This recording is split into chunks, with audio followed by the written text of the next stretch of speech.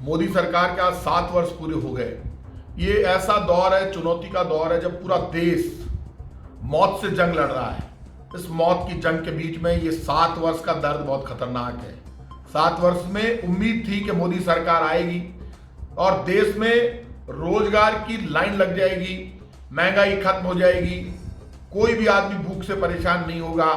जिन मोदी जी ने नारा दिया था, अब आ रहे हैं अच्छे दिन, एक एक घर में 15 लाख रुपए पहुंचा दूंगा, नौजवानों चिंता मत करो, तुम्हें 2 करोड़ रोजगार हर वर्ष मिलेंगे और अब और नहीं होगी पेट्रोल डीजल की मार, अब की बार लेकर आओ मोदी सरकार। मोदी सरकार आ गई और मोदी सरकार ने हमारे सपने तोड़ दिए, देश के सामने चुनौती खड़ी कर दी। मुझे बताओ दोस्तों, ऐसा कभी होता है धोखा कि आपने मनमोहन सिंह जी के टाइम पर एक्साइज ड्यूटी लगती थी कि 31 रुपए 32 रुपए, मनमोहन सिंह जी के टाइम पर लगती थी 31 रुपए 32 रुपए तो लगती है मोदी जी के टाइम पर। अब एक्साइज ड्यूटी है पेट्रोल और डीजल पर 31 रुपए और 32 रुपए, और मनमोहन सिंह जी के टाइम पर थी 3 रुपए और 6 रुपए।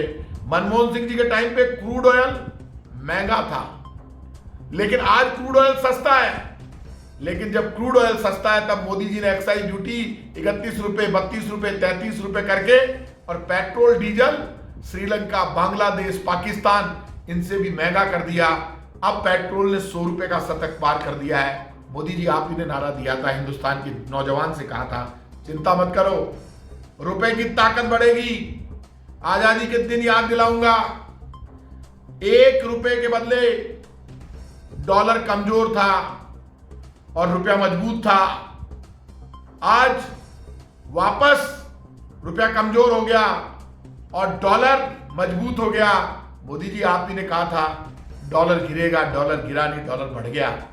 आप झूठ बोलकर सत्ता में आ सकते हैं, आ गए आप, लेकिन बाद में काम करके दिखाते। आज आपको शर्म नहीं आती? बीजेपी के लोग कह रहे हैं कि 18 से 44 वर्ग के वैक्सीन के पैसे दो। आज तक दुनिया में जवाहरलाल नेहरू और मोदी जी तक, चाहे पोलियो का टीका हो, किसी भी तरह का टीका हो, तपेदिक का, पोलियो का, कोई भी, चेचक का, वो फ्री में लगता है, जवाहरलाल नेहरू से लेकर मोदी तक।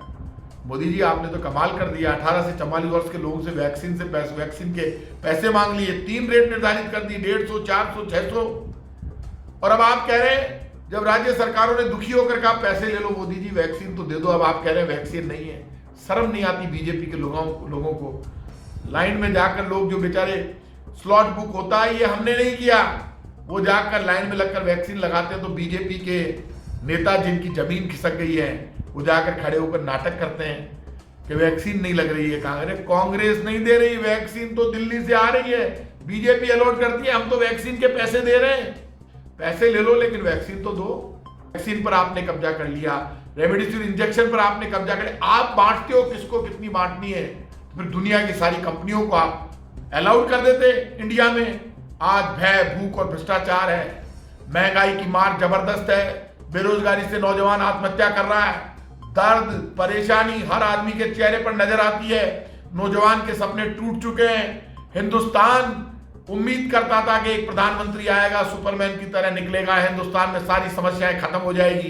पाकिस्तान का डर दिखाकर हिंदुस्तान के लोगों के वोट आप ले सकते हो, लेकिन अब पाकिस्तान का डर नहीं है, अब डर राज हिंदुस्तान की सरकार से है, क्योंकि खजाने पर कब्जा ऐसे कर लिया जैसे घर से लेकर आए थे।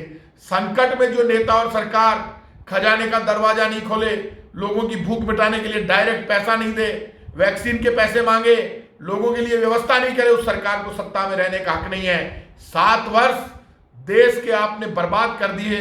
7 वर्षों में कुछ नहीं मिला, नारे मिले झूठे, हिंदू मुसलमान सिख ईसाई को लड़ने के मुद्दे सिखाए गए, पाकिस्तान का झूठा डर दिखाया गया, कुछ पूंजीपतियों को बढ़ा दिया गया, रेल का निजीकरण हो गया, एयरपोर्ट बिक गए, बीएसएनएल बिक गया, बड़ी बड़ी कंपनियां बिक गई जिनको बनने में बरसों लग गए। यदि विकास किसी का हुआ है तो बीजेपी पार्टी का हुआ है। हर डिस्ट्रिक्ट में बीजेपी ने अपने कार्यालय बना लिए, दिल्ली में बड़ा महल बना लिया 1000 करोड़ का, नई लोकसभा, नए प्राइम मिनिस्टर हाउस की बात हो रही है, काम चल रहा है। लेकिन यदि दर्द और परेशानी किसी ने भोगी है तो हिंदुस्तान के 125 करोड़ लोगों ने भोगी है। इस दर्द को, इन लाशों के ढेर को हमेशा हम भूल नहीं सकते, क्योंकि यदि समय पर वैक्सीन लग जाती, 1 वर्ष पहले हमारी भारत सरकार नींद में से उठ जाती और बिना पूछे देश को वैक्सीन समय पर आकर लगा दी जाती, 6,93,00,000 वैक्सीन बाहर नहीं जाती तो लाशों के ढेर नहीं लगते। आज आपके 7 वर्ष पूरे हुए हैं, इसलिए 7 वर्ष पर ये मेरी जिम्मेदारी बनती है, हम सबकी जिम्मेदारी बनती है, सच्चाई लोगों के सामने आए। सच्चाई ये है कि देश के 7 वर्ष भय, भूख, भ्रष्टाचार, महंगाई की भेंट चढ़ गए और कोरोना संकट में बीजेपी की सरकार पूरी तरह से फेल हो गई। यही आपके 7 वर्ष की उपलब्धि है, बाकी आपकी उपलब्धि जीरो है।